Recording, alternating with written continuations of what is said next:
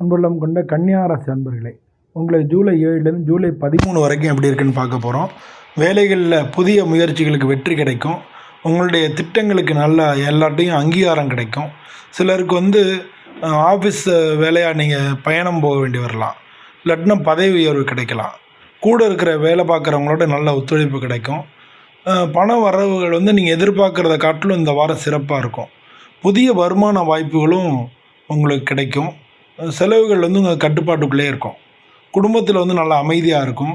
உங்கள் சொந்தக்காரங்க மேலே சொந்தக்காரங்களாம் உங்கள் மேலே நம்பிக்கை வச்சுருப்பாங்க. வீட்டில் ஒரு சில ஏற்பாடுகளில் முடிவுகள் எடுக்கக்கூடிய நேரமாக இருக்குது இந்த வாரம். பொதுவாக திருமண முயற்சிகள் நல்லாயிருக்கும். உங்களுடைய நம்பிக்கையும் நேர்மையும் உறவுகள்கிட்ட நல்லபடியாக இருக்கும்.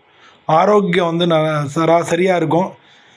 முன்னால் இருந்த சோர்வுகள்லாம் நீங்கும். மன அழுத்தம் குறையும்.